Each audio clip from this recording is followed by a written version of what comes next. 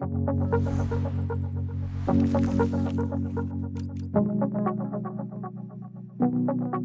name of this episode is Naming Frankenstein's Monster. I love that name.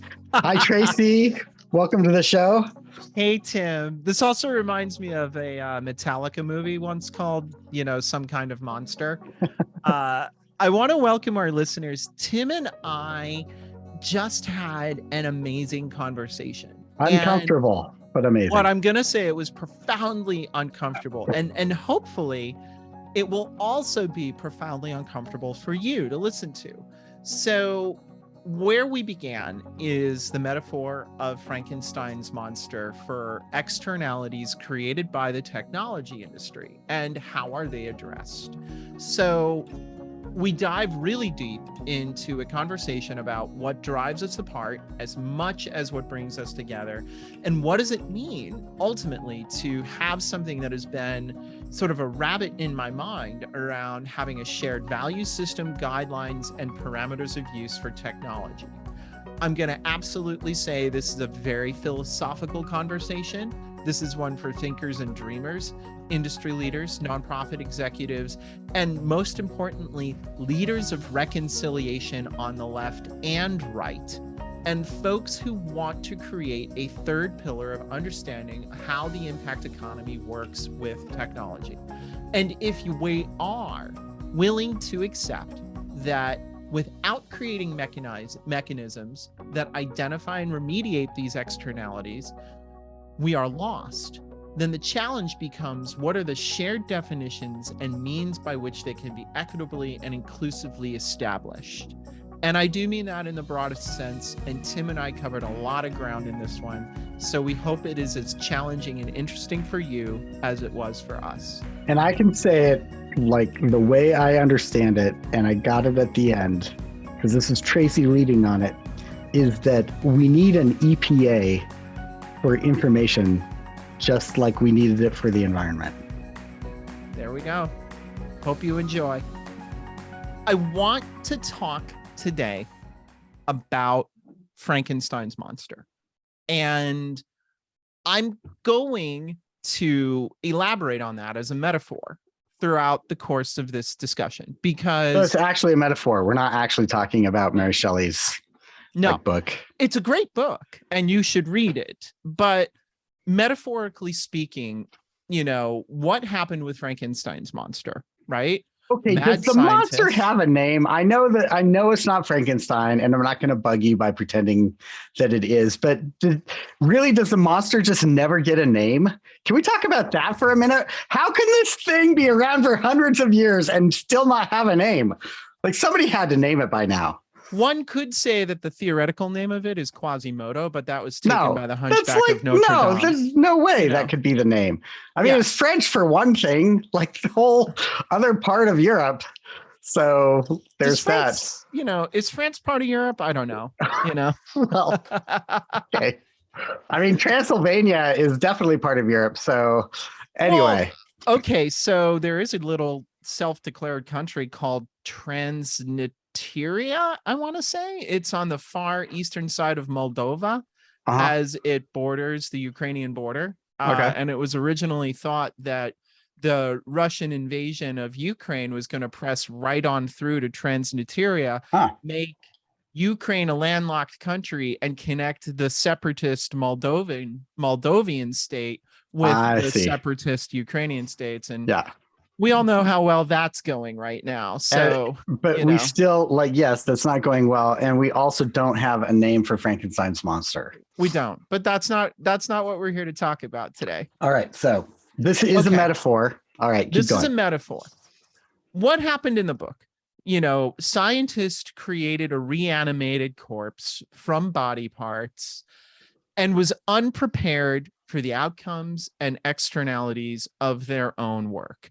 And you could say that that is a trope that has been reflected in everything from that book straight on through to like the Jurassic Park books that Michael Crichton wrote. right? You know, actually, it's not that different than the Bible.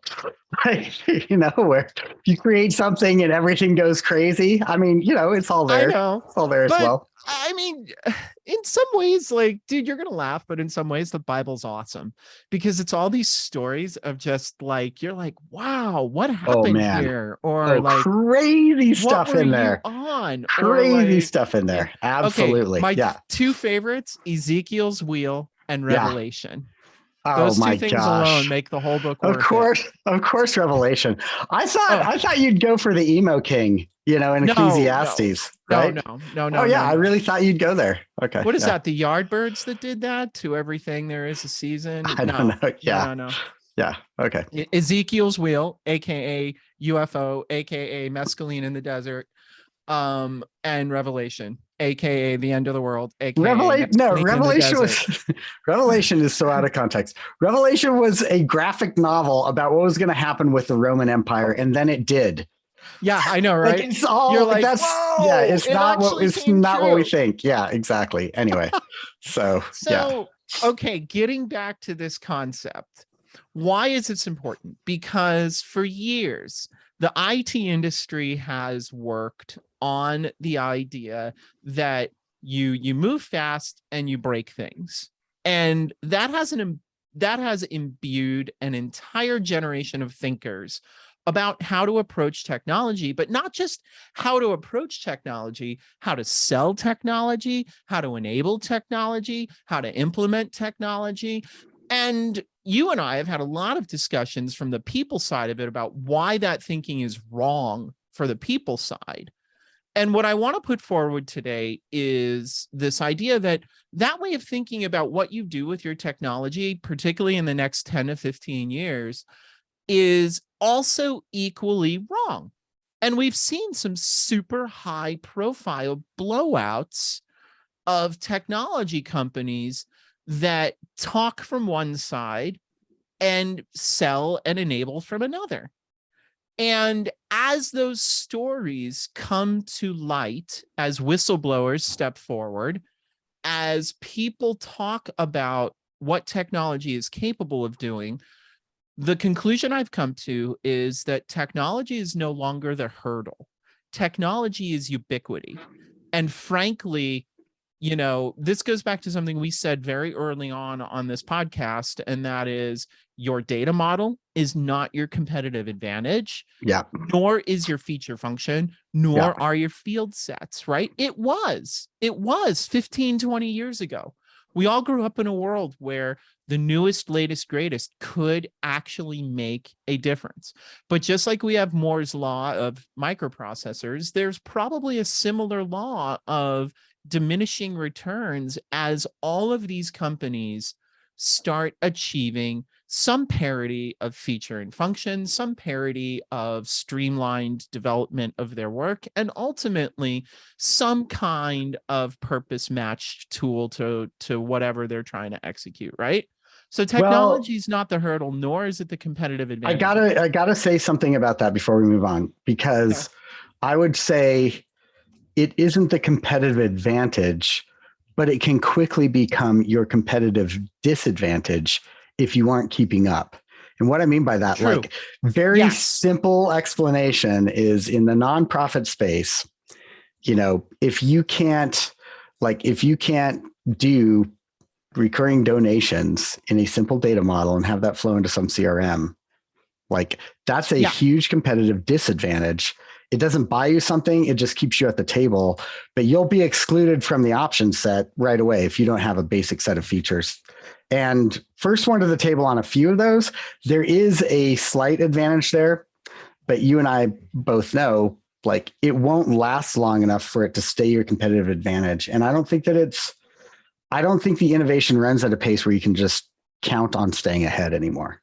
I completely agree with that. Yeah. And, you know, it's like the first move on a chessboard. Like, okay, so you draw white, you get the first move. That's an advantage in the first like 5 moves of the game. And then it's anything goes. Yeah. And, you know, so similarly, you know, why this is important to me and why I've been thinking about this a lot is because we in the United States have just moved through a period of time where the outcomes of enabling things with technology have become abundantly apparent to us as a society. The outcomes of siloed thinking and disinformation, the outcomes of enabling organizations with tools and technologies that are agnostically sold to them, that take away the rights of folks like myself, and frankly, that helped tear down a 50-year Supreme Court precedent in Roe versus Wade. So, none of these organizations were able to do that without somebody selling them advocacy tools, fundraising tools, CRMs, you name it. And what I will say is, yes, the first thing that somebody's going to say to me is, but Tracy, technology is like cars. Everybody can have them and everybody can crash them. Well, isn't that what you're saying with technology is ubiquitous? I am, and that's the point, except we have a lot of hard and fast rules about what you can and can't do in a car. Can't do drunk driving, can't do speeding, right? Can't do lane splitting, can't do passing on the right. There's a lot of rules around having a car that make the acquisition of that vehicle an afterthought. Because you're like, great, by buying this vehicle, that actually doesn't get me anything. What I have to do is get a license and not get points on my license, not speed, not drive drunk. Otherwise, my license gets taken away, but the car doesn't. Now it just sits in my driveway and like the tires go flat and turn into mush, right? I mean, yeah, I love this because this is like human stack 101 is that, you get a car and it doesn't help you if you don't know how to drive it. And so you have to know how to drive. So completely agree. And I love the metaphor because I use it all the time and I talk about that. I have not spent a lot of time thinking about the regulation around driving, driver's ed, etc. So that's interesting. Like that's where my mind is pretty much all the time. Yeah. Right. So, if we're looking at a market where technological achievement is diminishing on returns, where competitiveness is no longer based in, I've got the sexy new XYZ or A, B, and C. How are we going to compete? And what does that mean for the impact economy? And my answer is you're competing with what you're enabling, period, ended, and final. And if your business enables things like hate groups and anti-abortion groups and anti-LGBT groups and Proud Boys and right-wing people, then that says something about your values, and we should know about it before we make the decision to use your technology, period. And you could also say to me, but Tracy, that is just a left-wing communist perspective, and you live in California, and how nice that is. Fine. It can go in reverse. That's fine. I think it reminds me of the conversation you and I had, and I think that this is very polarized waters. So I'm not totally happy and comfortable talking about this. And I think that's a problem. Like, we need to talk about it, even if it's uncomfortable. Yes. And so one of the comparatives is, like the progressives have a lot more ownership in the tech industry, and the conservatives have a lot more space in the oil and energy industry. And so if they turned around and were like, we're not supplying power or oil to progressive organizations, like that would be a sting, right? They can, and they did. This is the, I'm not sure when this is going to release, but they can, and they did, because what just happened the week before we recorded this one is Joe Manchin woke up and realized he was a Democrat. Up until now, he's been holding back everything that looks like environmental gains or any kind of green bill. And he finally woke up and realized, oh God, I'm a Democrat. Why am I doing this? So they can, and they have already. And that's my point. the polarization that has taken place in our society is permanent, it is irrevocable, and we are now dealing with two entirely different sets of people who live in two entirely different realities, informed by two entirely different sets of actual facts. I mean, I'm definitely not willing to agree that this is irrevocable or irreversible. Like that to me feels like a step too far. That feels like your propensity to just burn it down. Like, this is too much. We got to burn it down. I would say, like, we are in an extreme moment, no question about it. And how are extreme moments reconciled in history, Tim? there are many different ways to reconcile those. They do not all end in a complete crash and burn. Okay. So I at least hope that we're not like, and I hope that what you're saying is not that technology needs to draw a sharp line, pick a side, and then say, where are you? And that's it. I'm saying that technology needs to be incredibly transparent about what it's enabling now. That's what I'm saying. I think technology, I think organizations and humans have to be more transparent about that. And technology will enable that. And technology companies, which is the industry you and I are in, have a habit of saying they're progressive on one side and then actually like having whole other departments that are either selling or enabling other things. And that's not different. Actually true. Yeah, and that's not different than all other large organizations that have, multiple departments, some of which are in charge of marketing. And part of that marketing is Okay. Tell me why. Tell me how that's different than CRS. Okay. Or CSR. So two things. The space in between these two extremes are now what I'm going to coin as a term that I'm going to call hope washing. Okay. It's the idea that if you come to me as a technology company, not only can I cure what ails you, but I actually care about you. And the premise behind sales is I don't care about you. I care about ACV. And the premise behind technology development has always been move fast, break things, and be agnostic to the world around you. So when these things collide, we end up in a world where companies are doing exactly what you described. And my hypothesis is that era is going to end very soon, based on the conditions of what America as a country is experiencing, and for that matter, what's happening globally. Mm-hmm. You think that trend? So I'm going to say, like, we're into territory that my experience in my brain like can't either understand or reconcile. So I'm just going to say, like, this is territory much better than I do. And so, like, this is like every economic-based podcast we've ever recorded. I know. If we were stepping into the economic side of this, like I would be like holding your typical posture on this. So I'm gonna move because I can't speak with any authority, or like whatever intelligence I could muster would not even come close to knowing what's going on. I'm just going to get curious here and say, like, okay, what does that look like? And how do you, like, one of my immediate thoughts on that is our part of our vision at Now It Matters was to create hope, right? Right. And so is that hope washing? It's not hope washing if it's connected to something that you and I have also talked a lot about, and that is authenticity. Period.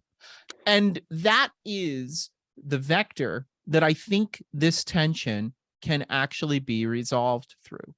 Because me as an employee, okay, here's a great example. I said to my boss the other day, I was like, hey, you know what? Like, I feel like I should care a lot about like all the internal DEI discussions and all the internal LGBT discussions and all the internal, like, how do we do this and what does it mean for us discussions? And I said, I'm sorry, but I can't. And I don't, because I've spent too much time caring for them in the outside world. And thus, when I see these discussions happen internally, I'm like, how do you all have the time for this? Because my day generally is like 9 hours of meetings and hoping to, like, whatever gods I pray to, that I can get my email sent out along the way. Right. It's just a function of where we are. We're in a high growth moment, and we're in a moment where we have more work than people. Okay, that's a normal business growth vector. But why I said it was because I realized that there are not preconditions, that's the wrong word. There are three layers of how this thing expresses itself. There's how a company treats its own employees, right? There's, hey, is this a safe workplace? Am I going to get harassed here? Are people going to respect my pronouns? Whatever those things are, that is one layer. And that's what a lot of these discussions I was making reference to were referencing. And I'm like, I don't have time for that anymore, because you either take me as who I am and what I'm doing, or you don't. And that's just where I'm at my career, right? There's the second layer. And you just mentioned this, and that is, what do we want to bring to our customers as part of our engagement with them? And I don't think that giving customers hope about where they are in a journey of technology implementation is hope washing. I think it's actually an authentic value to say, if what we're going to do is engage with you, tell you exactly what we think is happening, right, wrong, and indifferent, and give you a path forward using our services, using our technology, using whatever we're offering as a business, then you're not being inauthentic. What you're trying to do is move the needle somewhere for someone. So that's the second layer of this. Where my head is at is this third layer of, who are the someones that I'm doing this for? And are these someones actors in our society and in our world that are tearing down others or tearing down our world, or are they building it up? And that's the layer that I think people don't talk about. And as you've rightly pointed out, is profoundly uncomfortable. And that's the layer where I will point the arrow and say, you're hope washing if what you do is mistake your actions on items number 1 and 2 for actually making a better world. If on item number 3, what you're doing is that process for an organization whose sole purpose is to revoke my rights as a human being in this country. Right? So yeah, I agree. Like, I can understand and appreciate for organizations whose core values are actually inverted from your own, like completely. Like, I think, and I want to say it very carefully, because I have friends in both sides or both organizations, right? Like, I sit in the middle in a way. Yeah. And I think that's part of why I've valued our friendship so much, is that you have, like, really shown me a completely different way of thinking, and it's been hugely impactful. And I want to just say, can we just say, on the extremes, there are parts of this that are unanswerable. And I'm not saying we should not look for questions there, but I do want to say a majority of commerce and a majority of what happens in business is not polarized like that. It is actually in the middle and much messier. And the problem I see is that if you start down that road in too much of an extreme, what happens is that suddenly, like, a lot of the middle ground here disappears into this area where you have to evaluate, like, why did you sell hamburgers to this group or these people or this senator?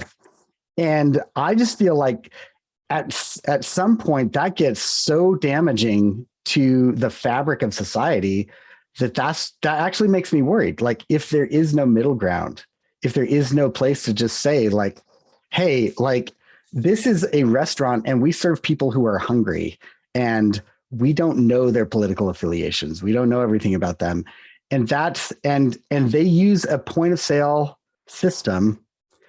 And I can imagine a world in which the company that provides that POS starts getting really careful and looking up Yelp reviews, etc., to make sure that they're not going to be in trouble for selling their point of sale system to a restaurant.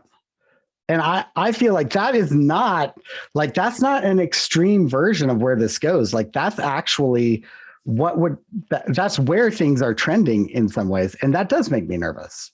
Does that make sense, or is that out of? It makes total sense to me. And what I would say in return are two things. One is it depends on your definition of extreme, because that's what we're really talking about here. Is what is the definition of extreme? And two, as a total sidebar, I loved that you thought of a restaurant, because how did restaurants operate all the way up until, let's say, the mid 1960s? Yeah, right. Yeah, it was. Okay. Yeah, so very inequitable. Very inequitable, very Jim Crow. They still served people, but did they do it absolutely fundamentally wrong? Yes. And, so therefore what we're talking about is the definition of extreme. And in my mind, it is not extreme to say that you cannot use our tools, our products, our services to do 3 or 4 fundamental things. Undermine the liberties of others. That's a very broad concept. You cannot use tools or services or structures to revoke or otherwise pollute or destroy environmental access. You cannot use tools or services or products to create or sell disinformation and lies. There's 3 things right there that are not extreme, but are root cause contributions to where we as a country are right now.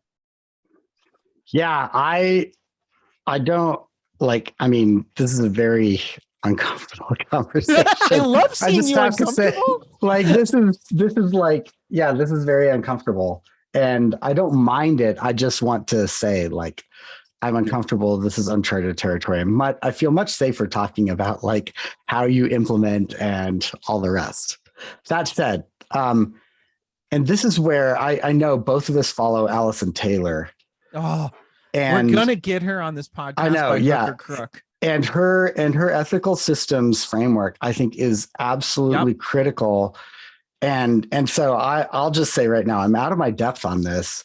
What I found is when I follow the kinds of thinking that Allison is talking about, she actually is making ethical lines and at the same time saying, like, it can't just be like in your examples, and I'm not speaking for Allison, but I'm just referencing her as somebody that helps me think this through a little bit. Oh, but one of the questions that I feel like she raises well is who decides on these things, right? Like, who decides what misinformation is?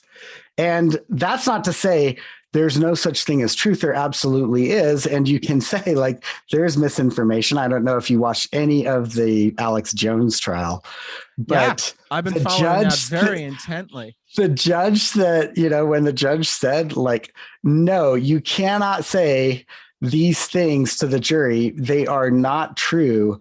I just thought that is so helpful to get somebody in a courtroom and have an authority figure say, this is what you can and cannot say.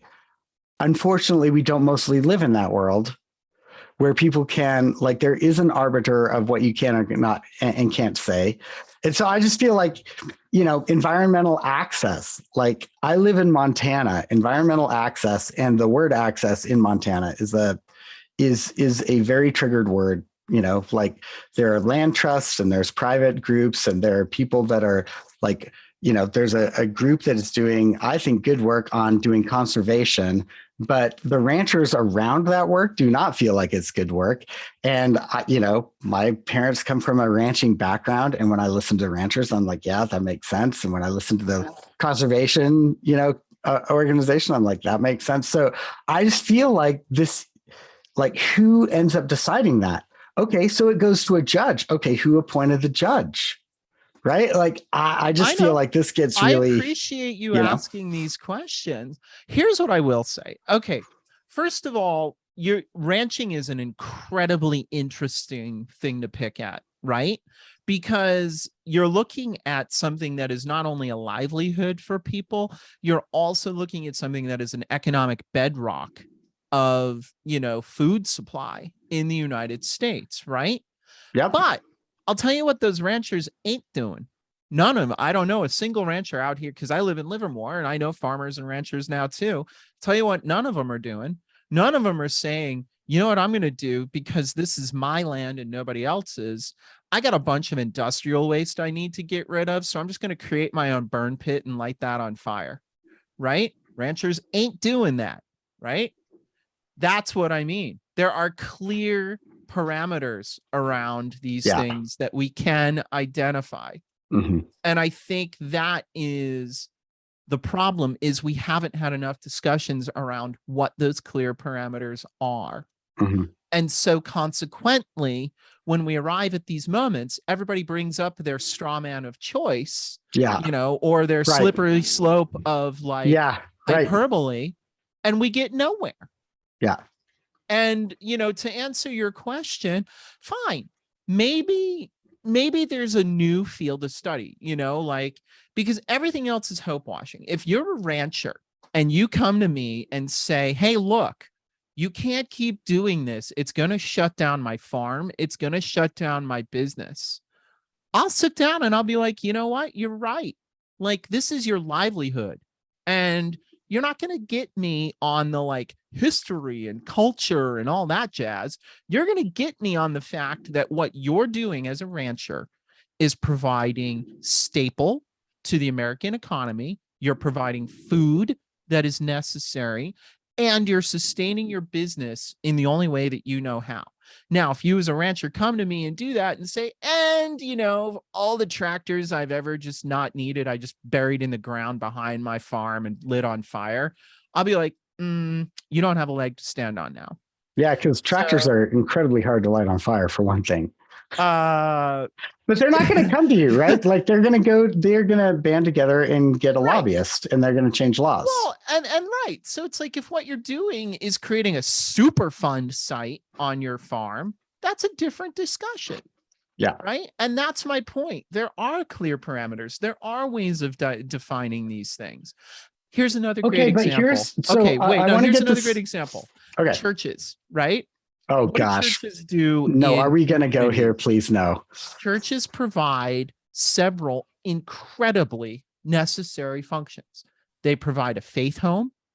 They provide sometimes food, and sometimes they provide clothing. Now, there is a big difference between a church doing these functions and saying to its own parish, these are the values of our parish that we preach, and you may join my parish if you believe these values, and you may opt out if you don't. There is a huge difference between a church doing that and a church saying, the only way that you're going to get our food or our clothing or our shelter is if you ascribe to our values. Or even worse, because we're doing these things well, we're going to use that as a platform to make other people in the community abide by these values, regardless of whether or not they're members of the parish. Huge difference. Very clear lines. If we did not have faith institutions in this country, there would be a heck of a lot more starving, unclothed, and unsheltered people. And that is the world we want, is where the freedom to accomplish those positive outcomes is balanced by the respect and boundaries of what you're doing along the way to create them. Otherwise, this is what I'm going to call hope washing, because if what you do is all you market is we fed 50 families this month, we clothed 500 people, and we housed 10 people, but we also decided to go ahead and get involved with a 501c4 PAC that's working on making sure that there is zero abortion access in our state, then you're hope washing. Then you're talking out one side and acting out another. And under those parameters, I would say as a technology company, I would be super worried about what my product is being used for. Yeah, I just feel like at the end of the day, the way you're going to make that decision is much like the conversation that we had with Marnie Webb. Yes. around like the power of a checkbox, right? Like it's almost a feature to function parity of why it's a disadvantage to not have the kind of features to keep up with others, because what happens is people run a filter check on what properties and what features do these various platforms offer. And then they say yes, no, based on that. Now, you and I both know, like, if one of those says integrations, and Tim Serantonio just is putting a ton of great stuff out on integrations right now. Yes, he has been. Yes, absolutely. And so if you're looking at a checkbox that says integrations and one says yes and the other says no, it may be because one was being authentic about a CSV crossover not being an integration, and the other saying, oh, we call that an integration, right? And my point on this is that if you could get to the heart of the issue on all of these different churches, great. And if you could actually know what's going on in them, great, but you can't. What you'll know instead is, are they open and affirming, yes or no? And if it's a no, then like you'll start tagging these communities with very blunt instruments and call it authenticity and transparency. And I know that is actually not enough. Just like it doesn't get at the whole of the organization. These become not authenticity. These become symbols that become rallying points and lightning issues that actually don't help the conversation and seem like they're transparency and seem like they get at the question of enablement, but they really do not in the way that you're talking about. You're talking about a rancher talking to you about the thing that they're doing. It doesn't work that way. What happens is that you have to make wide sweeping decisions as a technology company. That's what I was going to press on, is you're talking now about the size of the brush stroke that absolutely you're I am. And what I'm saying is that corporations are so large that they have to start making sweeping brush strokes. And when they start doing that, people start seeing the economic value of the brush stroke itself. And marketing on that. Exactly. And you're just talking the same thing. You're just switching the variables. You're not actually getting at enablement, though. Okay. So, let's assume we live in a world then, therefore, because what you're asking about now is what size brush stroke are we talking about and who's the arbiter of the paint, right? Partly. I'm also partly pointing out that just like people, we're not all good or all bad.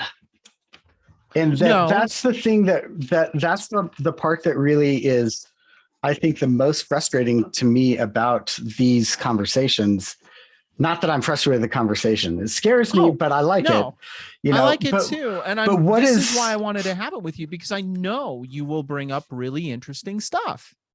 And so I live with very conservative parents, as you've met, and they're also some of the most your father whom I still can't bring to make your father whom I still can't bring to call by his first name and just call Mr. Lockie and say thank you, sir. I love your dad. What you don't know is my dad and mom frequently say to me, Tim, we think about the world differently because of the way that you've challenged us to think. So I've had homeless friends of mine stay with them because they're hospitable. Like they love having guests. It's what they do well, right? And this is all born out of an evangelical faith background, and none of the data points line up, right? And so, I have watched them have people live and stay with them who have completely different backgrounds from them. And the love and concern that they have for everybody that comes through that door is the same. And if you put them on a checkbox, if you put them on a list and said, where are their values, they would not line up. They would not line up. And I think, I don't know what to do with that, because I do not agree with the decisions on their values, and still they're better people than either you or me. Like we've been around them. They're just fundamentally better people than we are. And I feel like that's what gets lost in these conversations, is the quality of personhood and care and love and making the world better. And maybe I'm making this so low to the ground that it's personal and not corporate. And I'm sure that there's a problem with that too.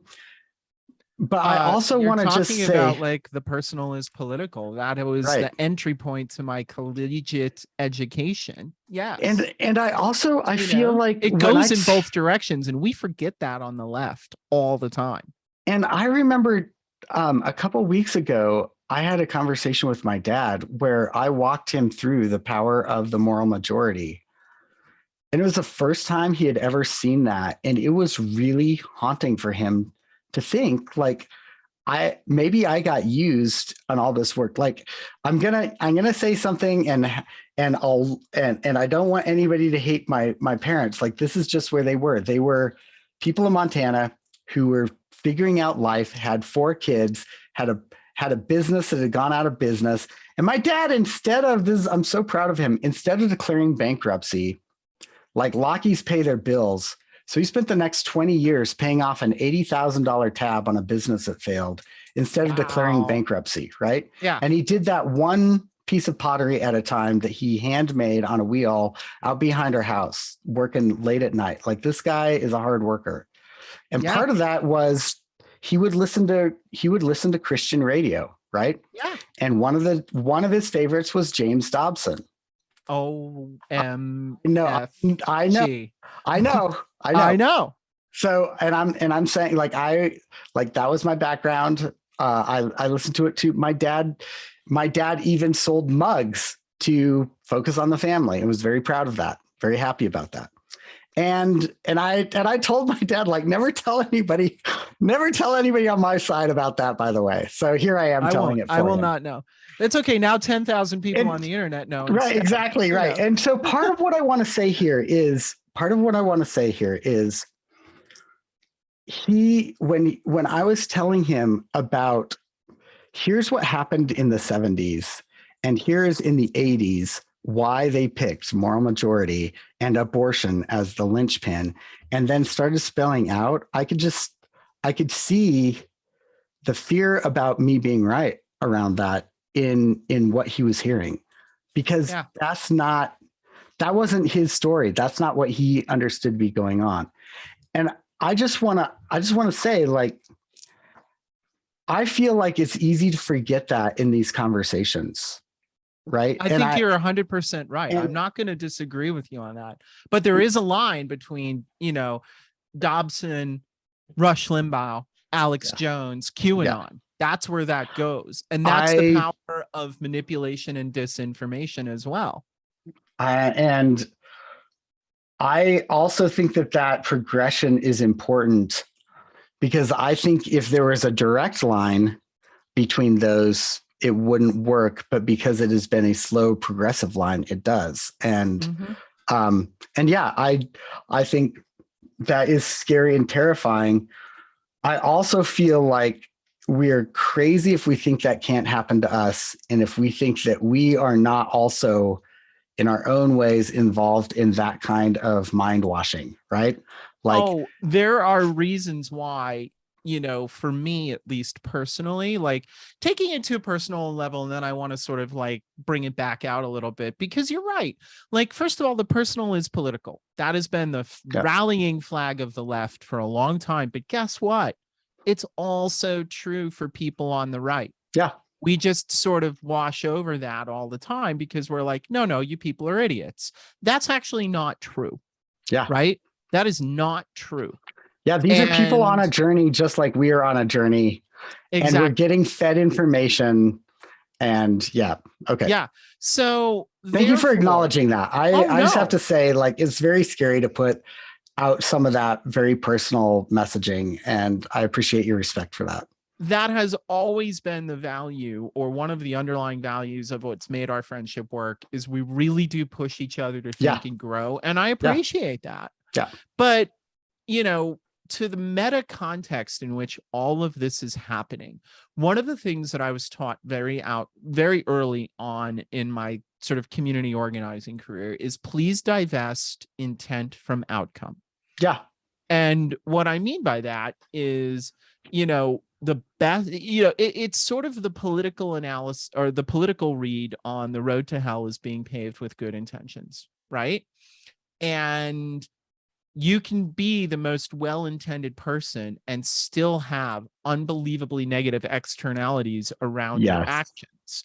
And I think that's really what I want to press on, is we're living in a time where we can no longer afford to not examine what those negative externalities are. Yeah. And I agree with you that, leaving this to companies alone to figure out, we tried that. It was called Beacon.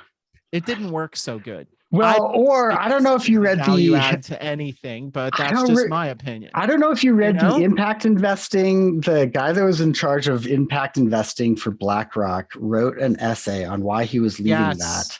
Exactly. And his end conclusion is scary to think about the government working on, impact investing. And yet, as scary as that is, it is much less scary than leaving it up to the businessmen. That's exactly that was a wake-up call for me. What is informing? And that was what not I just a long said. time ago. That essay, like that's the last 6 months. Yeah, right? That was like early 2022. That is exactly what started me down this rabbit hole. Was reading that.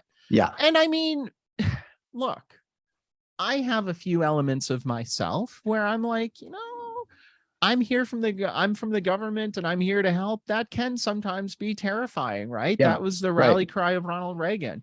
So if it's not corporations, but I'm the CEO and I'm here to help, somehow we're feeling like, like that's even crazier. I know. Like, what movie totally nailed the disconnected, semi-well-intended, but not really CEO? It was a terrible movie, by the way. I'm just going to say it. I saw the last Jurassic World movie.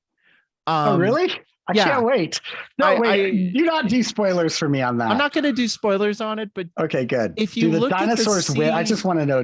Never mind. I don't want to know. Dinosaurs always win. I know. That's why I love those movies. I know. I saw that with our oldest, and I was like, dude, we're about to watch some hot quacking dino slaughter action, awesome. Baby. And he was like, God, I hope so. Was he like in for the science and like, wait, no, that didn't exist for 50 million years until this other one? Oh, I was like, dude, I need you to shut up because none of the science in this movie is going to make sense. I was like, what I'm going to tell you is we are here to get to that one moment in time where the two biggest rubber. Right, exactly. That's all I'm there for. Chomping on each other, and the whole movie theater is shaking, and it's awesome. Absolutely. All right, cool. But that movie totally nailed the disconnected CEO who's like, I'm doing good, but not really. Right. Yeah. Totally nailed that archetype. And so therefore, the kind of stuff, taking it all the way back to my big professional crush, which is Allison, like take it back to that ethical systems thing. So what we need is a more neutral body, and what we need is a more neutral platform. And what I would say is true is the path to getting there has to be, at some point, you're spot on right. We have to look at outliers and say, you're outliers. You're out of here. You have divested yourself of a place at the table You're by you're virtue sellout. of No the way. fact Yeah. because you're an outlier. Yeah. And you're either an outlier because what you want to do is tear down my life and liberty, or you're an outlier because like you're like on the far, far left and you're like, the only way to solve America is to burn everything down and destroy property and like make people suffer. Right. Yeah. There are outliers on both sides that should be excluded, period. And by the way, violence is another like big thing that is coming up. You know, I know. like, well, and that's what, when you say things like this is irreversible and irrevocable, like that's where violence, like then the only option is like, and I live is guns and land, right? And I live in a state where like people actually like get guns and land. And I know. you know, like that's just the way it goes after I've purchased some land, but no guns yet. I still do believe it is irreversible and irrevocable because we haven't set ourselves up on a path to say what are the actual definitions of these things by which we should abide as a society. You know, I mean, I would agree with you. What's my driver's license? I don't on irrevocable. What I would say is I agree with you in the sense that the way forward will not look like any of the paths that brought us here. Yes. And if that's what you mean by irrevocable, irreversible. Yes. That is exactly my point. It is irreversible and irrevocable because we are now on an entirely new path. Yeah, I think that is absolutely true. I think that's absolutely true. I also don't think it's hopeless to find that path forward. And I think that's what I thought you were saying. But no. I don't think that's what you're saying. I think what you're saying is that the preconditions of polarization and the preconditions of disinformation and the preconditions of entrenchment that we are living through right now, particularly in the United States, but also you could make this case in many other countries at this moment in time, exactly match the 40 years leading up to the American Civil War. And I'm not saying that as an alarmist. I'm saying that as, hey, maybe there's some historical moments we can look back on and say we don't have to get to this point. Right. And living in a society that is obsessed with violence, that glorifies it, obsessed with, you know, fatalistic and nihilistic thinking, and obsessed with capitalism, like maybe we ought to kind of work on those obsessions so that that point in time where it broke for this country in the late 1800s doesn't happen again. Yeah. Right. And the starting point for that now is different than the starting point then. Like the starting point then was, hey, maybe we shouldn't allow the press to just publish anything under anybody's name with zero accountability to inflame people for the purposes of, you know, populist vote getting, right?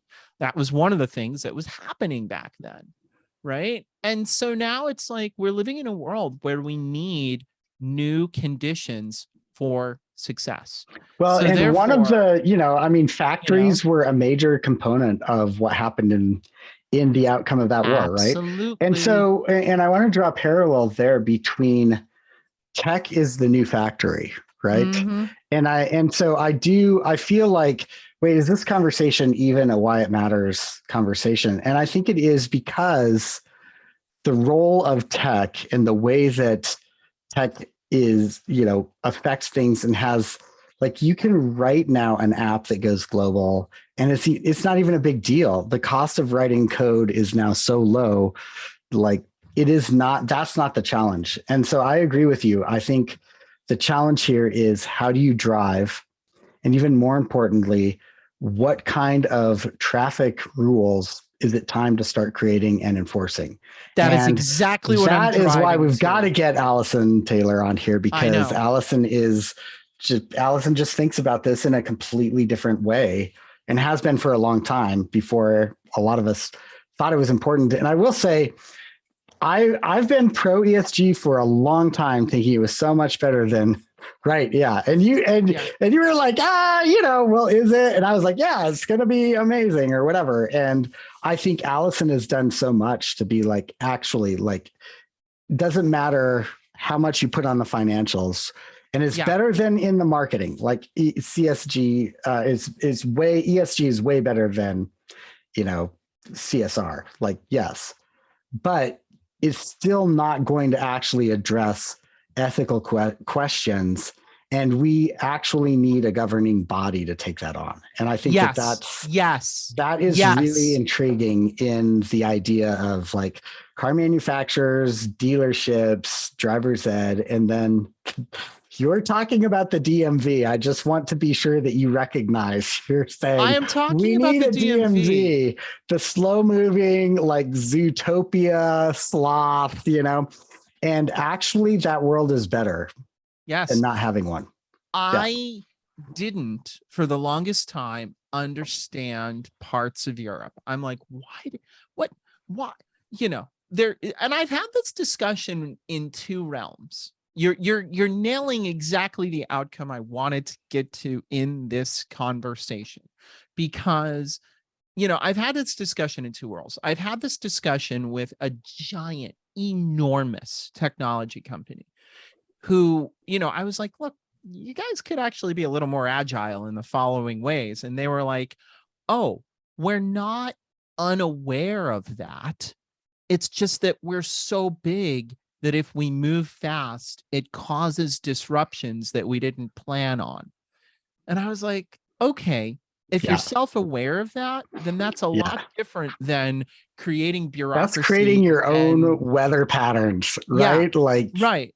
That's crazy. If you're aware that you do that, then I would reward you for that self-awareness. Similarly, the European Union, like there are things where I'm just like, really, that's what the European Union is like thinking about right now. And then I spent a crap ton of time in Europe in the past 5-10 years. And I'm like, oh, now I get it. Yeah. Because you're talking about balancing the economic and political and frankly social livelihoods of X number of member states, all of which have various levels of accomplishment on each of those sliders, some of which can afford to move very agilely on some, and some of which can't move on any because of preconditions that the EU can't do anything about. So when I think about it in that way, okay, but we do have the DMV. Now, can the DMV improve things? Sure.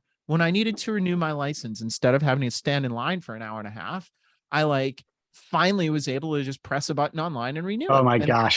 It's not amazing. I know. They were like, do you have any tickets? Do you have any of this? Do you have any of that? And I was like, no. Great. Here's your new renewal. Oh my God. How many of those were true? Right?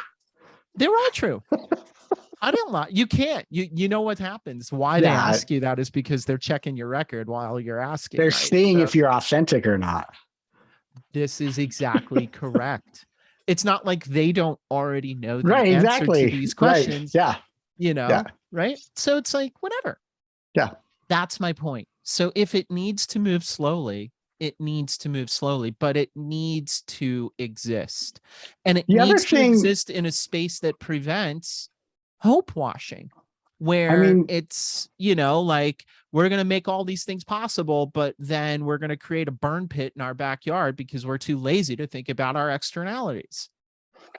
And I also want to just point out that we actually need each of those parts to work well. In order for you to be able to check a couple of boxes, and we're not even getting into the implicit bias of like why you get to check boxes and other people don't, right? Precisely. Right. This is why the EU moves slowly. Right. Exactly. But that said, it is important to have technology that makes that even possible. And it is also important to have dealerships that can get those to government agencies or other corporations, etc. And it is really important. So the tech has to work really well on the up and down axis, right? The tech stack. And it's really critical for the human stack to also work really well as its own independent piece. And I like what you're talking about. You just wanted to shamelessly plug your new brand. No, well, I am because I believe it so much. Like, this is the issue, is that we get so confused about the tech doesn't work, and it does. Like, the tech actually works almost all the time. It's a big calculator. And so, and when you confuse those two elements, and when you confuse the time zones, like the amount of time it takes to stand up tech is nothing, weeks, months. The amount of time it takes to change humans is quarters, years. And so, yeah, I do want to plug the brand because it's actually introducing a really critical component into technology, which is we have to actually separate these things so that they can be excellent in and of themselves. Right. That's actually very true. And that, I think that's the main point, is that when you combine it all, it becomes this big meaningless ball of, of everything that you can't actually separate out and say, we need to make this better, including, and it starts to fold in on itself, right? Your ability to drive depends on the car being good. Your ability to go and get, your license depends on the tech being good. These things are connected. And I think that that's important too. And when we talk about enablement, I think you mean like, I think you're thinking enablement in terms of impact. Right? Mm-hmm. Like, what impact are you enabling in the world? What are the externalities that you're creating? Exactly. And I want to say enablement is also like, what are you enabling in terms of, are people actually able to use what it is that you're putting out there? And absolutely. How well can you do that? Because like, this is back to where better software with low enablement means that another company will win, because they can enable and create better adoption patterns, et cetera. They can hope wash it really well. You're right. And what we're actually pointing at here is that third pillar, right? You've very succinctly boiled this down to 3 pillars. Does the tech work? Yes or no. Do the humans work? Yes or no. Does the measuring of externalities work? Yes or no. And maybe they're columns holding up a roof. Maybe they are layers of a pyramid. But at the end of the day, that's what I wanted to drive at on this conversation, was we need that third column now, because in every other area of our lives, there are bumpers around creating horrible externalities. Yep. And they do not exist in this realm. And it is literally killing us. You're talking both about as a planet and as a society. The EPA of information. Yeah. And it's a scary concept, because why did you just say that at the beginning? Because I like Frankenstein's monster. Because that's really, really, like, I feel like I missed it until just now. Like, because Frankenstein's monster should never have existed. Because if that entity existed, the scientist would have said, wow, maybe without understanding what's going through the brain of this thing, I shouldn't actually bring it to life. Okay, I'm going to go one step further and say, if you'd never name the monster, then it grows up feeling like it doesn't have a place to belong. And so, no, you should create the monster, because everything, every agency and every protection that's come up has happened because there is a monster that needs to get tamed, right? Okay, and fair. So I actually feel like, no, what's actually at stake here is so the movie is Young Frankenstein that we should be watching, not Frankenstein. I was going to say the movie is Stranger Things we should be watching, because who you're talking about here is 11. Yeah, I never saw any of that, so I have no idea what you mean. No, who are you? No. I putting me on. No, I haven't seen it. It scares me. I hate watching things that scare me. Now it's out. I'm like such a chicken. I couldn't even watch The Sixth Sense. My wife had to hold my hand. It was so embarrassing. But I think this is a really important point. Not partly because I think belong is so critical to understand in technology, but also because you can't pre-regulate this stuff. It doesn't ever work that way. No, you have to actually say, this is what's broken. And so I actually feel like maybe we're right on track on this. Like, technology is not that old. In terms of the ability to create the level of technology we're talking, we're like less than 2 decades in. And so, yeah, I don't think we are early on, and I think we are still early on in this process. I think it is really critical what you're talking about, but I also feel like it's not surprising that we're going to see where it goes wrong. And now it's time to put those bumpers up, right? Well, I mean, let's talk about a song that no longer has any meaning. Hey, Boston Harbor, love that dirty water. Boston, you're my home, right? I don't know Boston that song. Harbor, you do. I have no idea what you're talking about. I'm not going to sing it because I'm a terrible singer. People know it. It was Okay, a song I'll about Google how it. horrifyingly filthy Boston Harbor was in the 60s and 70s. Okay. And that was before people realized, hey, maybe we ought not to let all of the industries just kind of dump their stuff into the harbor. And Boston went on a multi-decade cleanup project, and now Boston Harbor is actually clean, right? And measuring externalities, that's right. You have to have the externalities in order to measure them. Right. But now what I'm actually going to say is you're spot on, right? Maybe this profound worry of mine is here for a reason, because we're at that moment where we can very, very, very, very clearly point to here are some horrific externalities that have been enabled through this. Yes. And therefore, my challenge to the listeners is, what do we do next? How do we prevent these from happening again and again? Because if we do not, it's not going to bring us together. It's going to tear us more apart. Right. Yeah. Tracy, this is a great, such a great. This conversation scratched such an itch absolutely. For me. Thank you. Yeah. Thanks for being there for it the whole time. Yeah, absolutely. Have a great week. You too. Have a great week, listeners. Look to talk to you soon. This is Tracy Kronzak. And I'm Tim Lockey. And you've been listening to Why It Matters, an independent production that captures our passions, personalities, and purpose for technology as applied to the impact economy. All of that's important, but even more important, we are here to have fun and introduce some of the people and ideas that keep us up at night and get us out of bed in the morning. We are so grateful that you've been listening to us. We have no idea why you'd want to do that. Maybe you lost a bet. Maybe you're stuck in a car with someone else controlling the sound system, or maybe you are truly interested in what we have to say. Whatever the reason, whether it's a bet or you're a believer, would you hit subscribe? Or if you've already done that, would you mind leaving us a review?